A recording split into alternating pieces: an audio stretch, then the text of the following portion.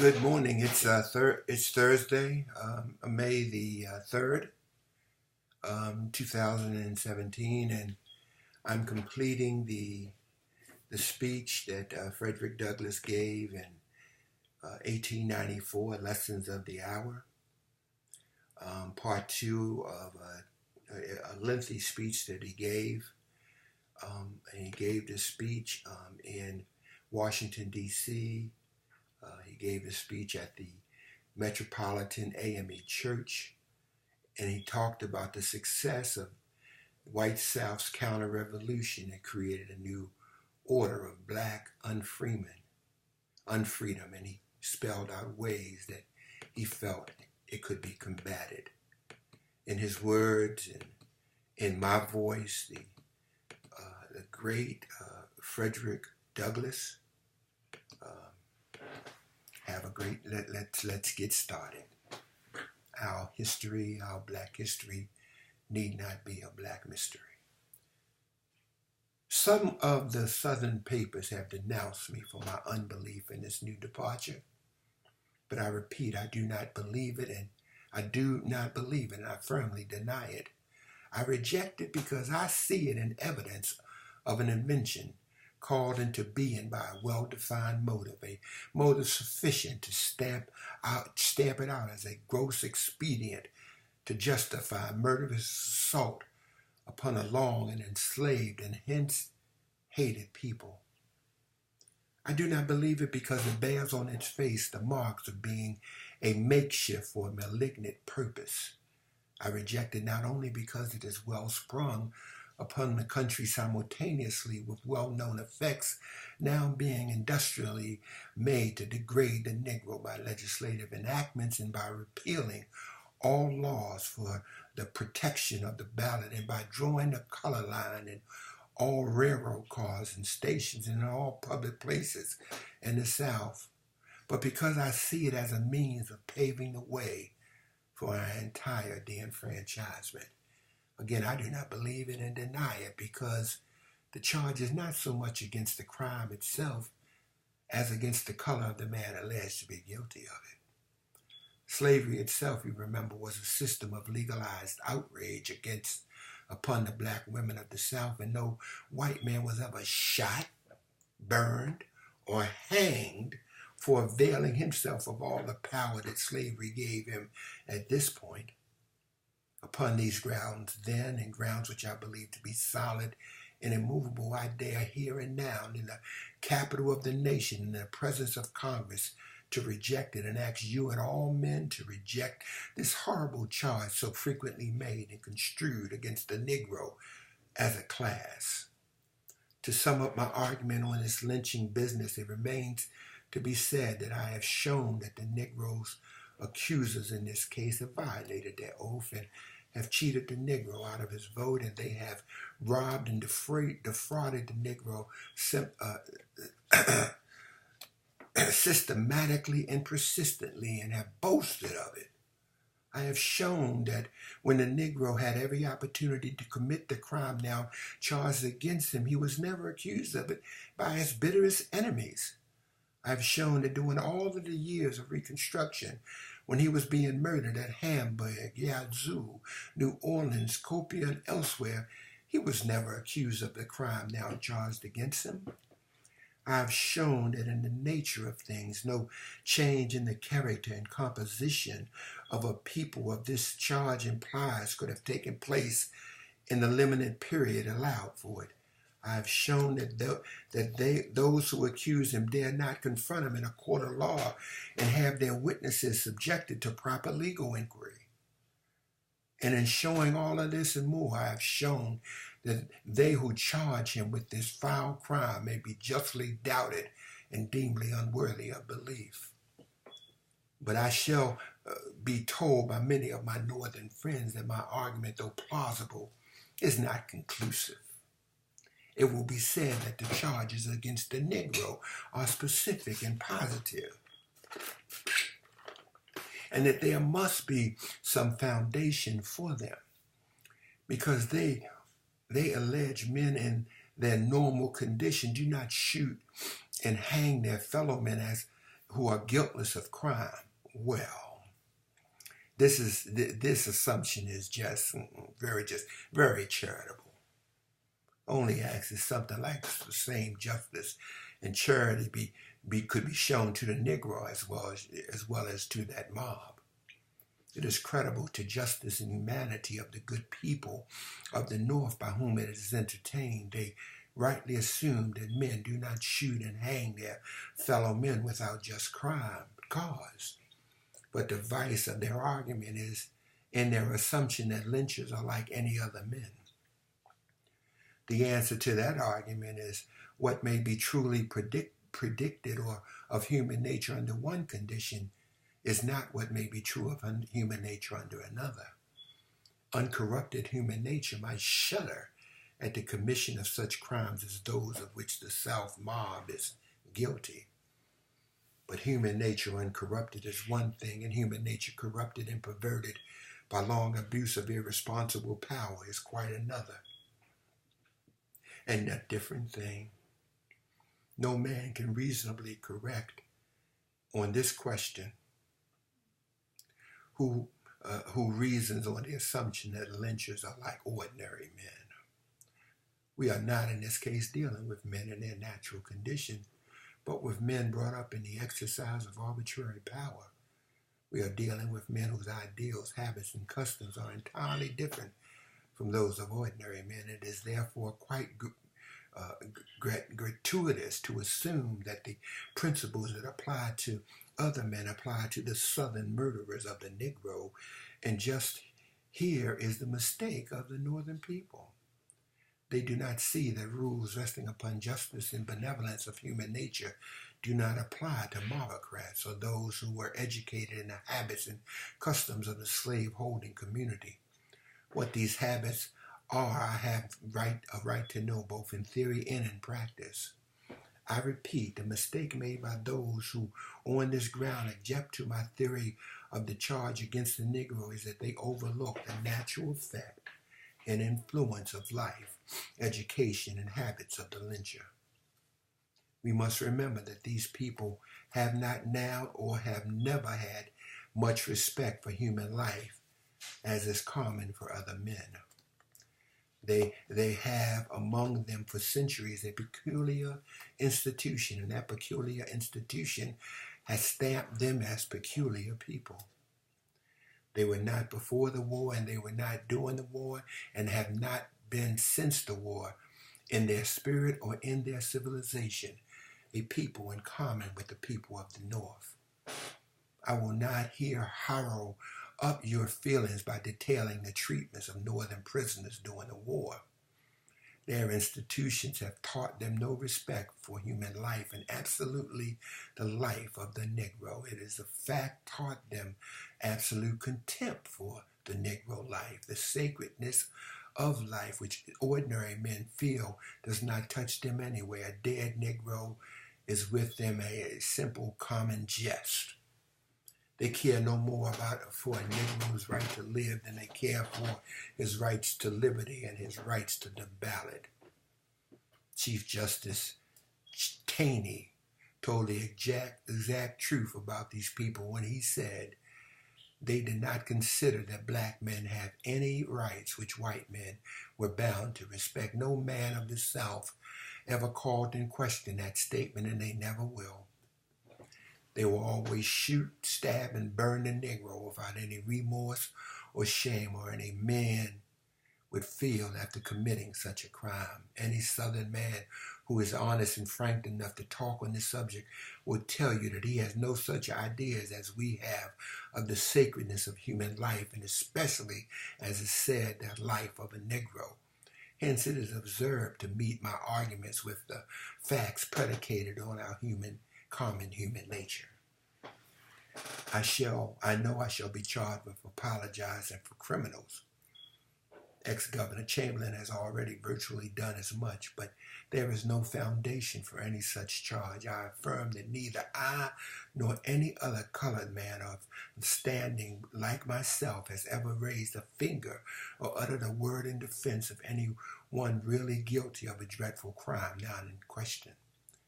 But what I now contend, and what every honest man, black or white, should contend for, is that when any man is accused of this or any crime, or whatever name, nature, extent, he shall have the benefit of a legal investigation. He shall be confronted by his accusers, and he shall, through proper counsel, be able to question his accusers in open court and in open daylight, so that his guilt or innocence may be duly proved and established.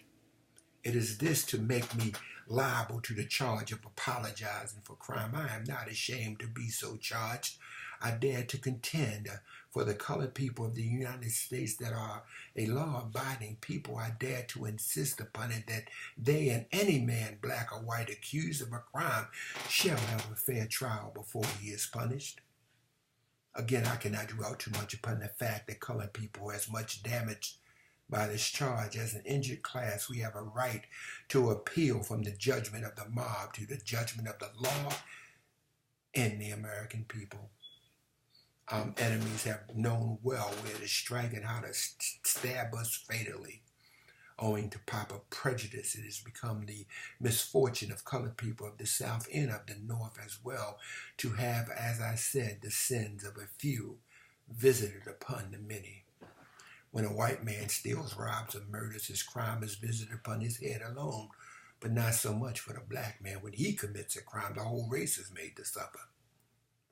The cause before us is an example. This unfairness confronts us not only here, but confronts us everywhere.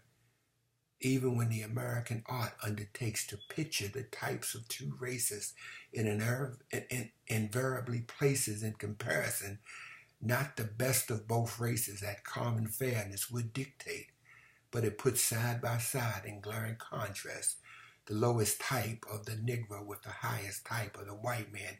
It calls upon you to look upon this picture and then upon that.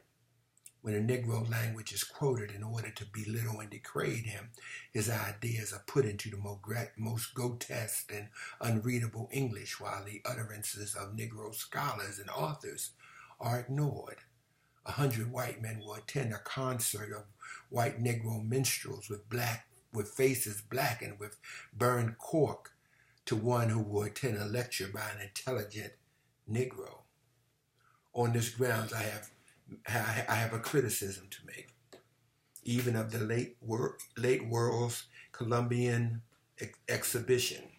While I joined with all other men in pronouncing the exposition itself one of the grandest demonstrations of civilization that the world has ever seen, yet great and glorious as it was made to show just this kind of unfairness and discrimination against the Negro. As nowhere in the world it is hoped that here the idea of human brotherhood would have been fully recognized and most gloriously illustrated. It should have been and would have been had it been what it professed to be, a world exhibition. It was, however, in a marked degree an American exposition. The spirit of American caste made itself conspicuously felt against the educated American Negro, and to this extent the exhibition was made simply an American exposition, that in one of America's most illiberal features. Since the day of the Pentecost, there has never assembled in any one place or any one occasion a larger variety of people in all forms, features, and colors, and all degrees of civilization than was assembled at the World's Exposition. It was a grand anthological lesson, a chance to study all the likenesses and differences. Here were Japanese, Sudanese, Chinese, Congolese, Syrians, Persians, Tunisians, Algerians, Egyptians, East Indians, Laplanders, Esquimaux, and as if to shame the educated Negro of America, the Dominions were there to exhibit their barbarism and increase the American contempt for the Negro intellect. All classes and conditions were there to save the educated American Negro. He ought to have been there, if only to show that American slavery and freedom, what it had done for him. The fact that all other nations were there and there at their best made his exclusion the more marked and more significant. People from abroad noticed the fact that while we have 8 million colored people in the United States, many of them gentlemen and scholars, not one of them was deemed worthy to be appointed a commissioner or a member of an important committee or a guide or a guard of the exposition grounds. What a commentary is this upon our boasted American liberty and American equality. It is silence to be sure, but it is silence that speaks louder than words. It says to the world that the colored people of America are deemed by Americans not within the compass of American law and of American civilization. It says to the lynchers and mobocrats of the South, go on with your hellish work of Negro persecutions. What you do to their bodies will do to their souls. I come now to the question of Negro suffrage. It has come to be fashionable of late to ascribe much of the trouble of the South to ignorant Negro suffrage. The great measure according suffrage to the Negro recommended by General Grant and adopted by the loyal nation is now denounced as a blunder and a failure. It would therefore in some way abridge and limit this right by imposing upon it an educational or some other qualification. Among those who take this view are Mr. John S. Ingalls and Mr. John N. Langston. They're both eloquent, both able, and both wrong.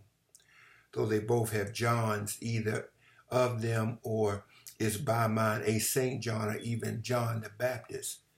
They have taken up an idea which they think quite new, but in reality is as old as despotism and about as narrow and selfish. It can be heard and answered 1,000 times over. It is the argument of crowned heads and privileged classes of the world. It is good against our Republican form of government as it is against the Negro. The wonder is that it Bartels do not see its consequences. It does away with that noble and just idea of Abraham Lincoln that our government should be of the people, by the people, for the people, and for all the people. These gentlemen are very learned, very eloquent, and very able, but I cannot follow them. Much learning has made me mad. Education is great, but manhood is greater.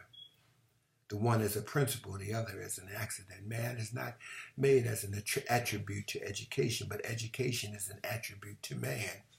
I say to these gentlemen, first protect the man and you will protect education. I would not make illiteracy a bar to the ballot, but I would make the ballot a bar to illiteracy.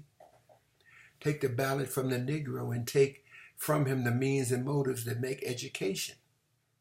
Those who are already educated and invested with political power and are thereby an advantage will have a strong motive for refusing to divide an advantage with others. And least of all will they divide it with the Negro to whom they would deny all right to participate in government. I therefore cannot follow these gentlemen in their proposition to limit suffrage to the educated alone. I would not make suffrage more exclusive, but more inclusive. I would not embrace it merely for the elite, but I would include the lowly. I would not only include the men, I would gladly include the women and make our government in reality, as in name, a government of the people and of the whole people. But manifestly suffrage to the colored people is not the cause of the failure of good government or the cause of trouble in the southern states. It is the lawless limitations of suffrage that makes it the trouble. Though thoughtless speech is heard about the ignorance of the Negro in the South, but plainly enough, it is not the ignorance of the Negro, but the malevolence of his accusers, which is the real cause of Southern disorder. The illiteracy of the Negro has no part or lot in the defranchisements there. They who contend for disenfranchisement on this ground know very well that there is no truth whatsoever in their contention. To make out their case, they must show that some oppressive and hurtful measure that has been imposed upon the country by Negro voters. But they cannot show any such thing.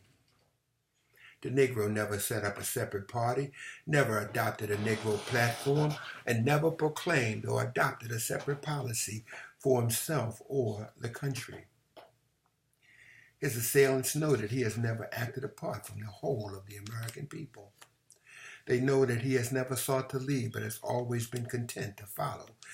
They know that he has not made his ignorance of the rule of his political conduct, but the intelligent guidance of white people have always been his guide. They know that he has simply kept pace with the average intelligence of his age and country. They know that he has gone steadily along the lines in his politics with the most enlightened citizens of the country.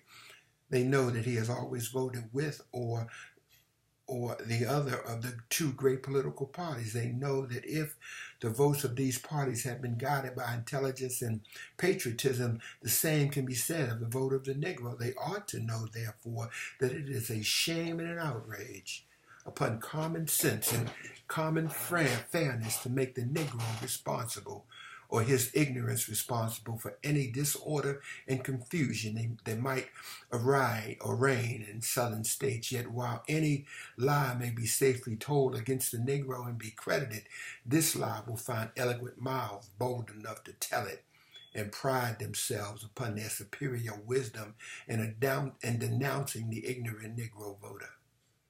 It is true that the Negro once voted solidly for candidates of the Republican Party. But what if it did? He then only voted with John Mercer Langston, John Ingalls, John Sherman, General Harrison, Senator Ward, Henry Cabot Lodge, and Governor McKinley, and many of the most intelligent statesmen and patriots of this country it can boast. The charge against him at this point, therefore, is utterly groundless. It is a mere pretense, a sham, an excuse for fraud and violence, for persecution and a cloak for which popular prejudice exists. The proposition to disenfranchise the colored voter at the South in order to solve the race problem I hereby denounce as a mean and cowardly proposition, utterly unworthy of an honest, truthful, and grateful nation. It is a proposition to sacrifice friends in order to conciliate enemies, to surrender the Constitution to the late rebels for the lack of moral courage to execute its provisions.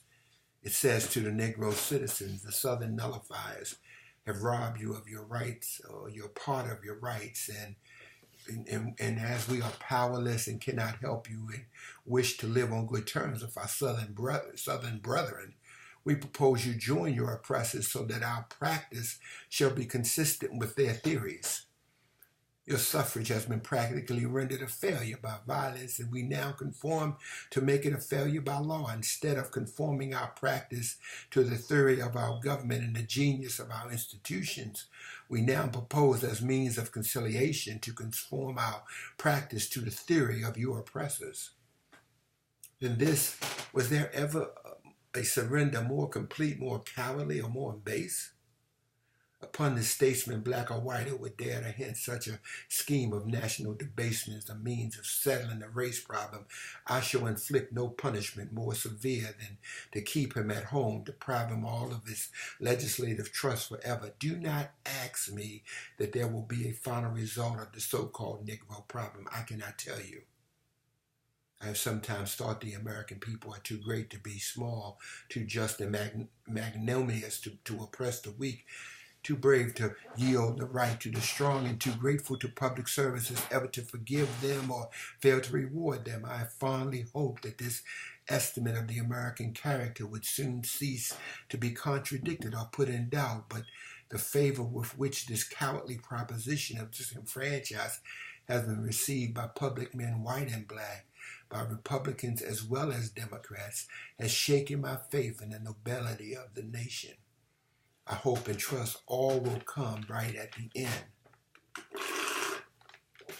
but the immediate future looks dark and troubled. I cannot shut my eyes to the ugly facts before me.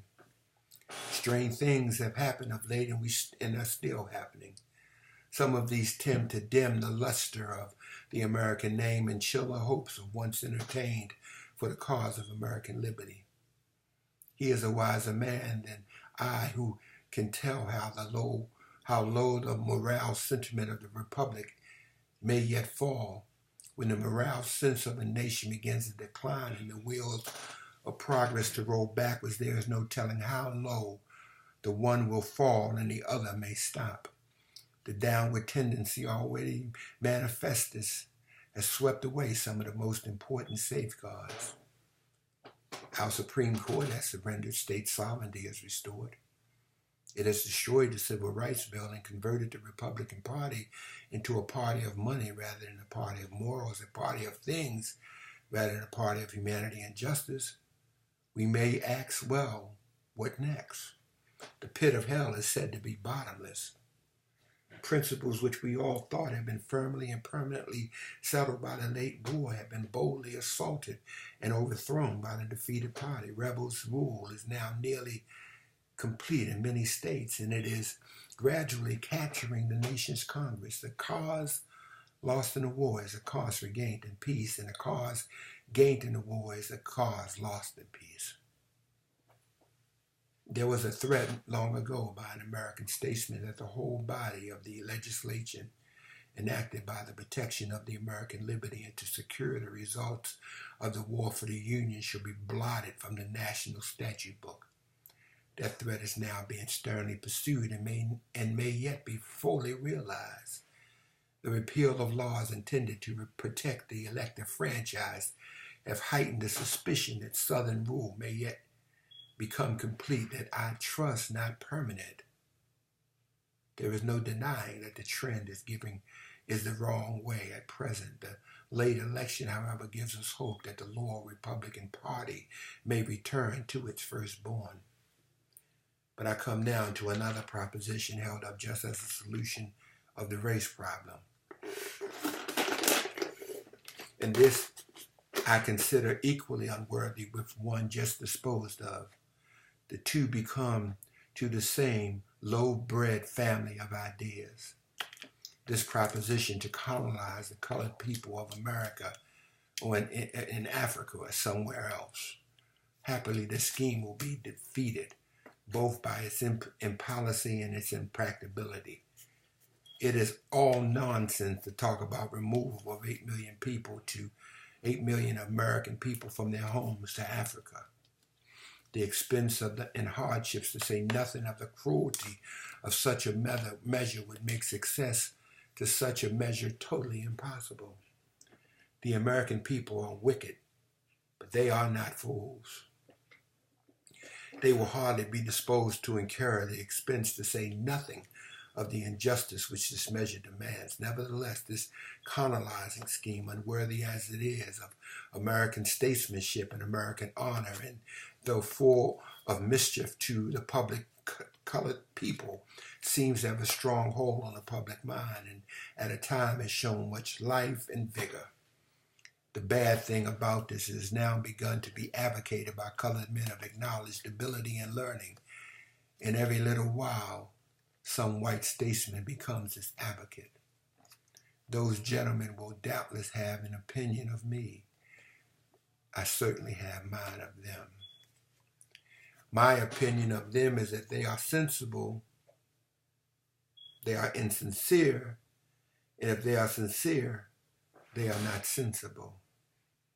They know or ought to know that it would take more money than the cost of the late war to transport even one half of the colored people of the United States to Africa, whether intentionally or not. They think, as I think, simply trifling with an afflicted people. They urge them to look for relief where they ought to know that relief is impossible. The only excuse they can make is that they hope for the Negro here and the colored people in America owe something to Africa. The last sentimental idea makes colonization very fascinating to dreamers of both colors. But there is really, there isn't really, but there is really for it no foundation. They tell us we owe something to our native lands, but when the fact is brought to view, which should never be forgotten, that a man can only have one native land, and that land is in which he was born. The bottom falls entirely out of this sentimental argument.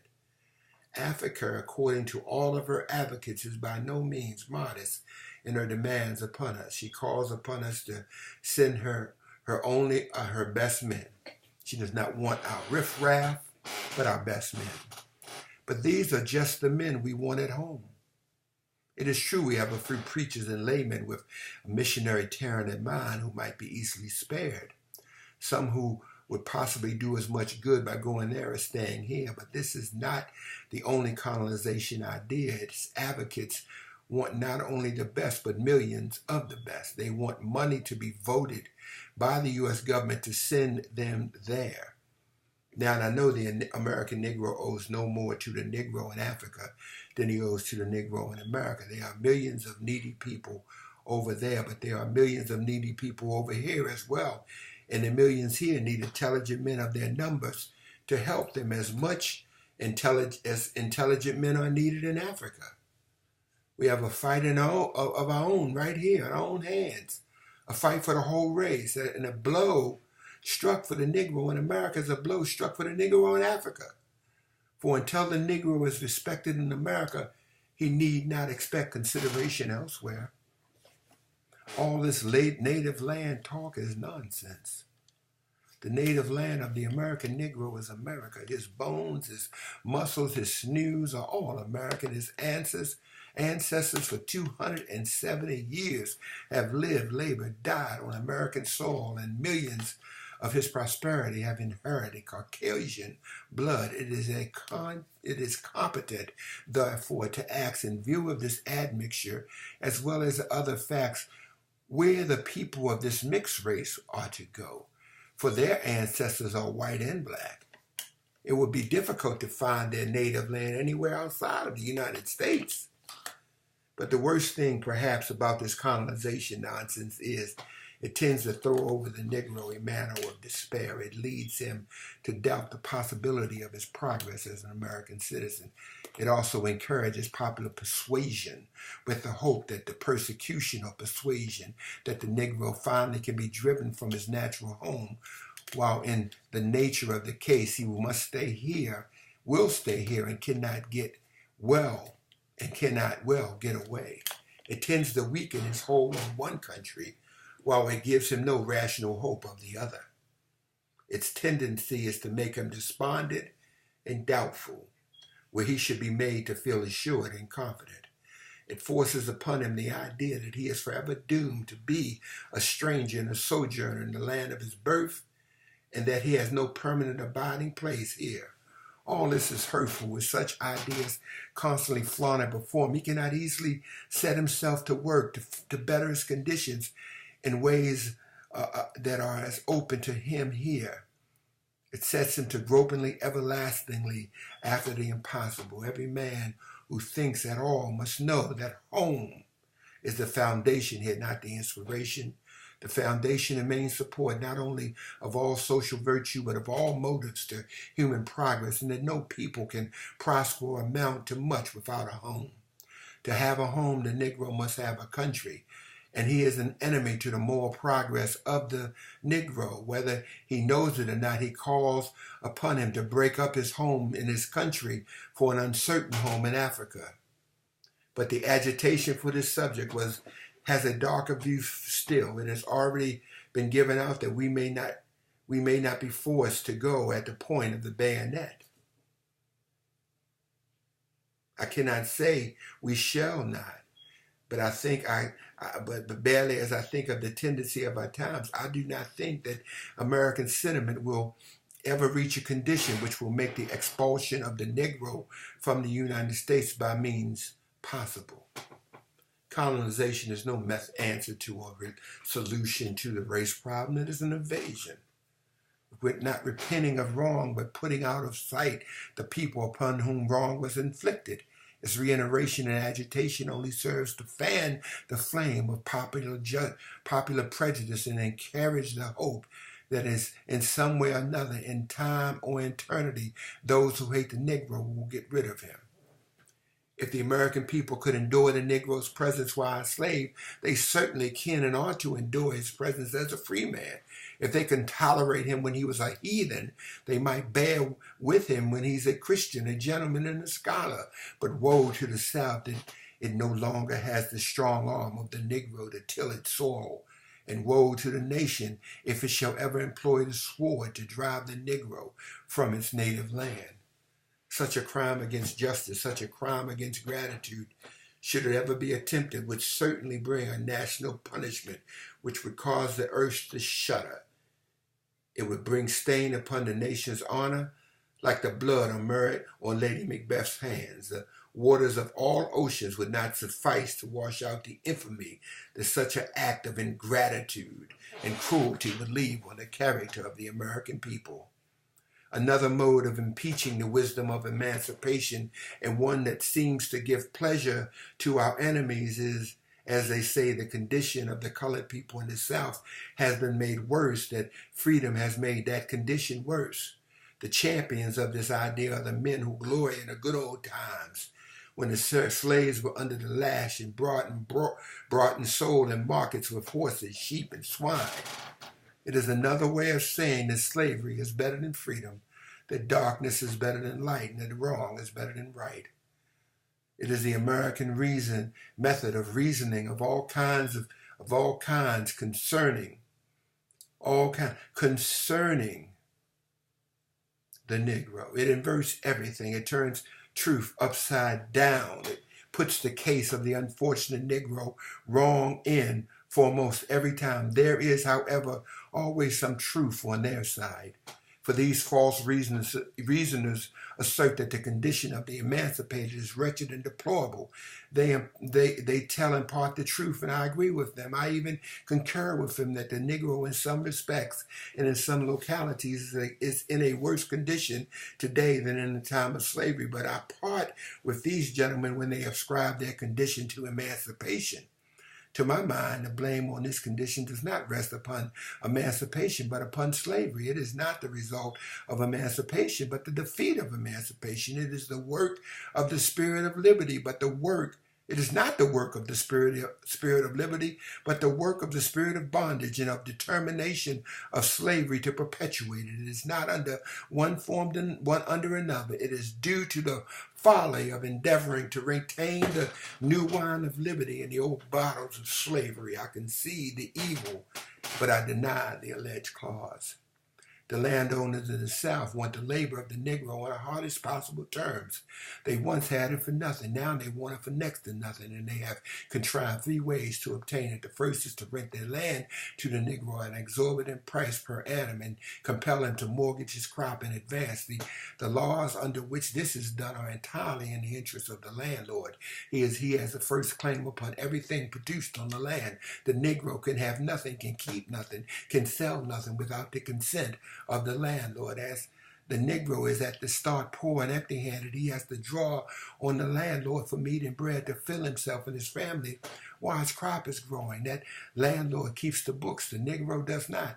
Hence, no matter how hard he works or how much he is saving may be, he has in most cases brought in debt at the end of the year, and once in debt, he is fastened to the land by the hooks of steel.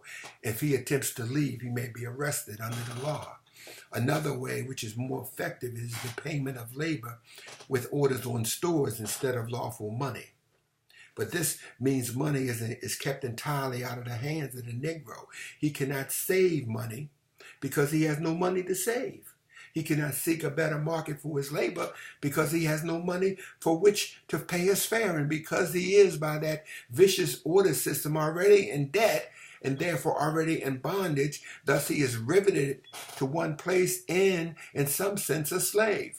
For a man to whom it can be said, you shall work for me for what I shall choose to pay you, and how I should choose to pay you, is in fact a slave, though he may be called a free man. We denounce the landlord and tenant system of England But can it be said of England as cannot be said of our own free country, that no law, but by law no labor can be paid for labor that in any other than lawful money? England holds any other payment to be a penal offense and punishment by fine and imprisonment. The same should be in the case in every state in the Union.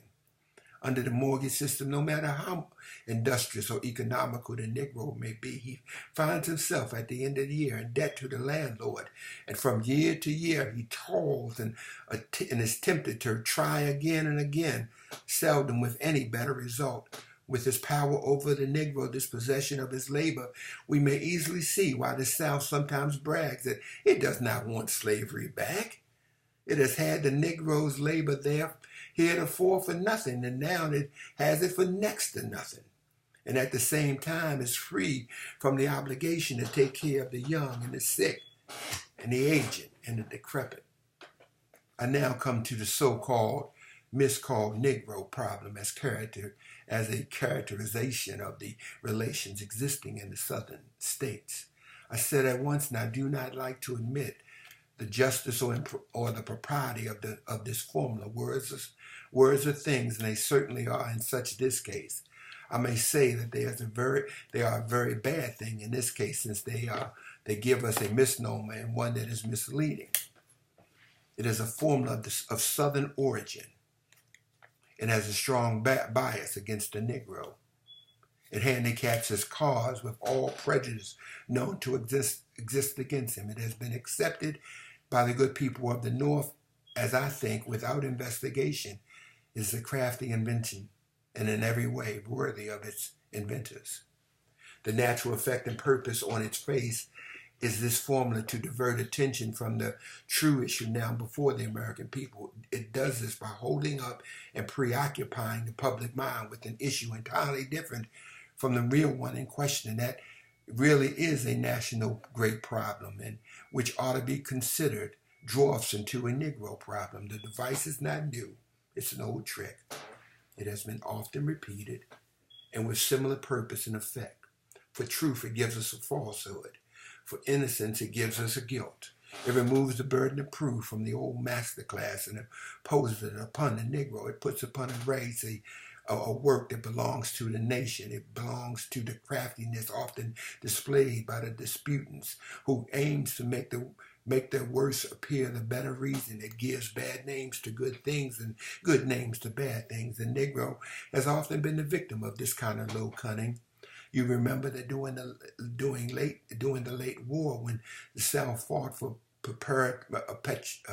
perpetuality of slavery, it called slaves domestic servants and slavery a domestic institution. Harmless names indeed, but things that stood for what they were, far from harmless.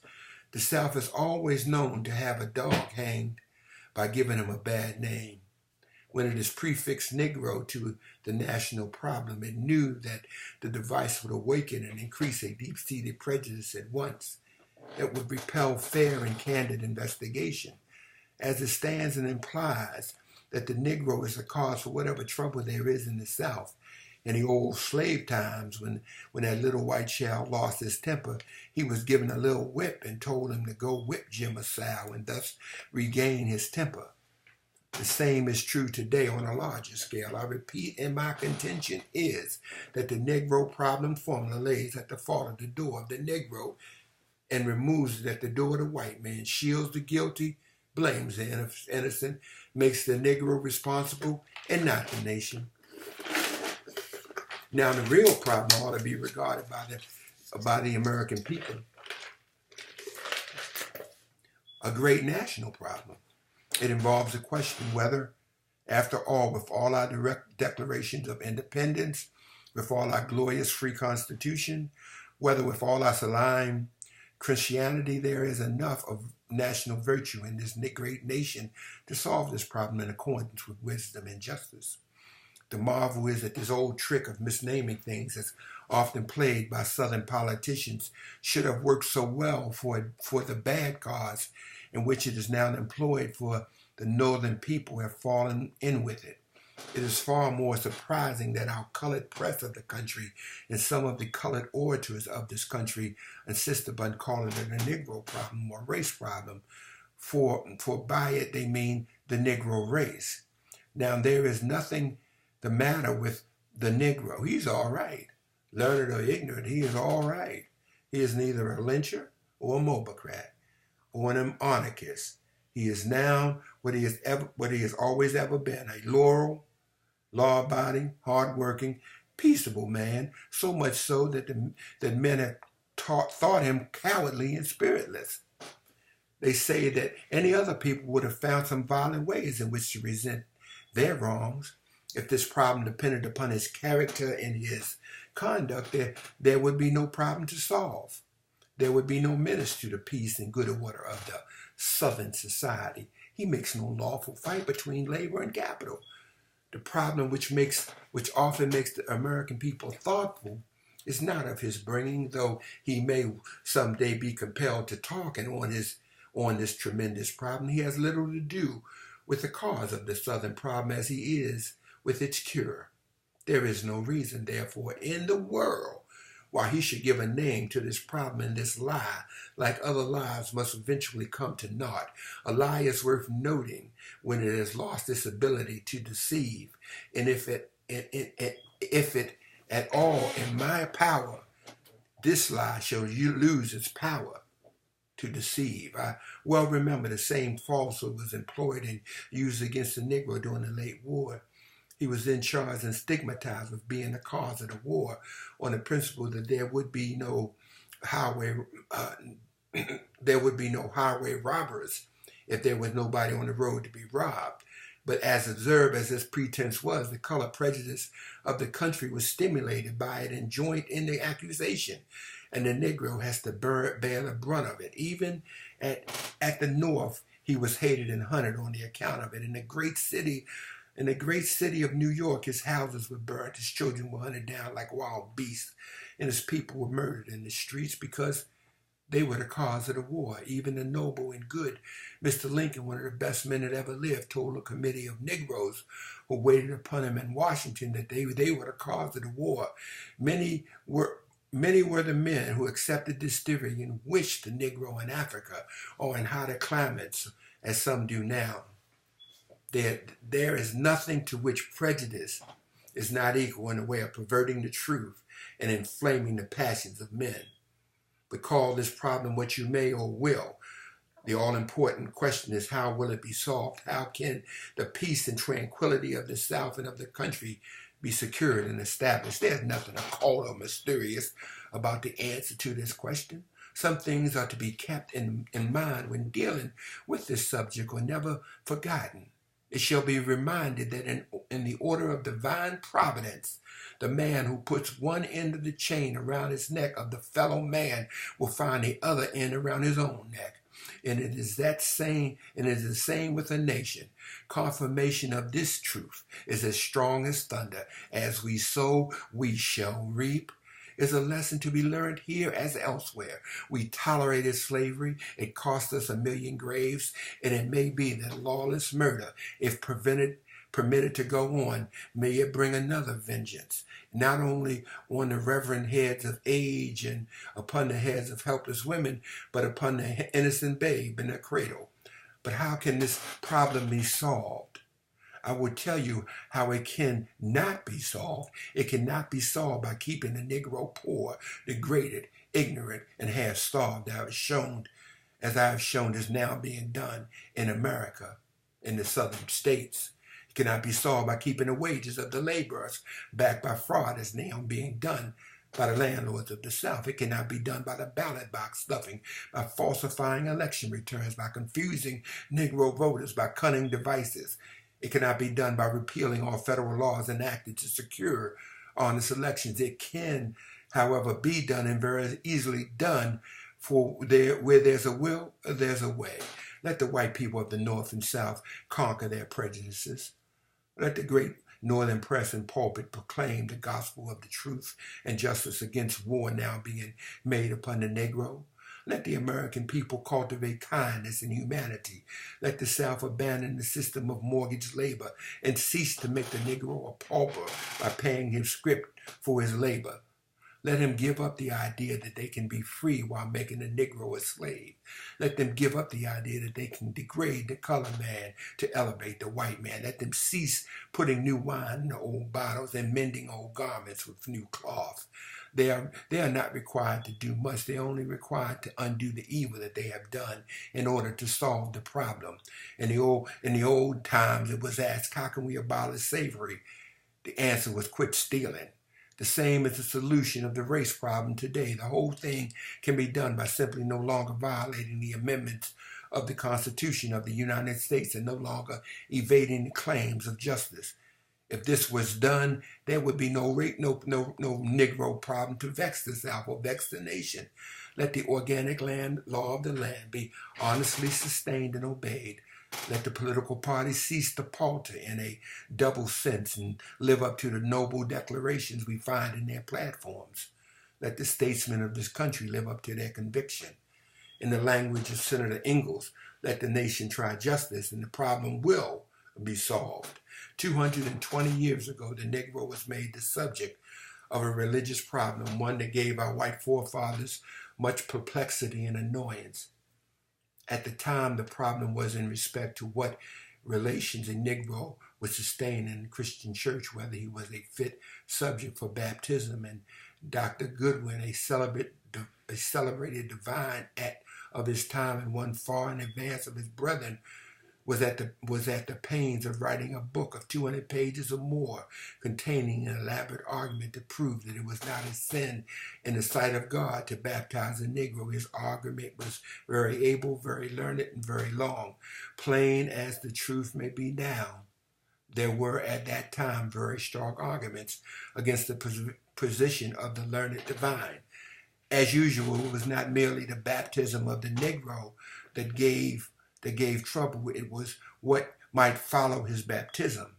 The sprinkling him of water was a very simple thing, but the slaveholders of that day saw an innovation, something more dangerous than water. They said that to baptize a Negro was to make him a member of the Church of Christ, was to make him an important person, in fact, to make him an heir of God and therefore a joint heir of Jesus Christ. It was to give him a place at the Lord's Supper. It was to take him out the category of heathenism. It was to make him inconsistent to hold for as a slave, for the Bible made only heathens a proper subject for slavery. These were fundamental consequences, and certainly it is not strange that Christian slaveholders of that day viewed these consequences with immeasurable horror. It was something more terrible and dangerous than the 14th and 15th Amendments to our Constitution. It was a difficult thing, therefore, at a day to get a Negro in the water. Nevertheless, our learned doctor of divinity, like many others in the same class in our day, was quite equal in the emergency. He was able to satisfy all the important parties to the problem except the Negro. And him, he did not seem necessary to satisfy. The doctor was a skilled dialectician. He did not only divide the word with skill, but he could divide the Negro in two parts. He argued that the Negro had a soul as well as a body, and he insisted that while his soul rightfully belonged to his master on earth, his soul belonged to his master in heaven. By this convenient arrangement, somewhat metaphysical to be sure, but entirely evangelical and logical, the problem of the Negro baptism was solved. But with the Negro in the case, as I have said, the argument was not entirely satisfactory. The operation was much like that by which the white man got the turkey and the Indian got the crow. When the Negro looked around for his body that belonged to his earthly master, when he looked around for his soul that had been appropriated by his heavenly master, and when he looked around for something that really belonged to himself, he found nothing but his shadow, and that vanished in the shade. One thing, however, is to be noticed with satisfaction, and is this: something was gained to the cause of righteousness by this argument. It was a contribution to the cause of liberty. It was largely in favor of the Negro was a recognition of his manhood and was calculated to set men to thinking that a Negro might have some other important rights, no less than religious rights to baptism. Thus, with all its faults, we are compelled to give the pulpit the credit for furnishing the first important argument in favor of the religious character and manhood rights of the Negro. Dr. Goodwin was undoubtedly a good man. He wrote at a time of much moral darkness, and property in a man was nearly everywhere recognized as a rightful institution. He saw not only part of the truth, he saw that the Negro had a right to the truth and had a right to be baptized. But he could not all at once see that he had a paramount right to himself. But this was not the only problem slavery had in store for the Negro. Time and events brought another, and this is a very important one. Can a Negro sustain the legal relations of a husband to a wife? Can he make valid marriage contracts in this Christian country? This problem was solved by the same slaveholding authority and entirely against the Negro. Such a contract, it was argued, could only be binding upon men provisionally enjoyed the right to life, liberty, and the pursuit of happiness. And since the Negro is a slave and slavery is a divine institution, legal marriage was wholly inconsistent with the institution of slavery. When some of us at the North questioned the ethics of this conclusion, we were told to mind our own business. And our Southern brethren asserted, as they assert now, that they alone are competent to manage this and all other questions related to the Negro. In fact, there has been no end to the problems of some sort or the other involving the Negro in difficulty. Can the Negro be a citizen? Was that the question of the Dred Scott decision? Can the Negro be educated? Can a Negro be induced to work for himself with a master? Can a Negro be a soldier? Time and events have answered these and like other questions. We have amongst us those who have taken first prizes as scholars, those who have won distinctions for courage and skill on the battlefield, those who have taken rank as lawyers, doctors, and ministers of the gospel, those who have shined among men in every useful calling, and yet we are called problems, a tremendous problem, a mountain of difficulty, a constant source of apprehension, a disturbing force, threatening destruction to the holiest and best interests of society. I declare this statement concerning the Negro, whether by Miss Willard, Bishop Haygood, Bishop Fitzgerald, ex-Governor Chamberlain, or any and all others, is false and deeply injurious to the colored citizens of the United States. But my friends, I must stop. Time and strength are not equal to the task before me. But I could be heard by this great nation. I would call to mind the sublime and glorious truth with which at its birth it saluted a listening world. Its voice then was the triumph or the trump of an archangel, summoning haughty forms of oppression and time-honored tyranny to judgment.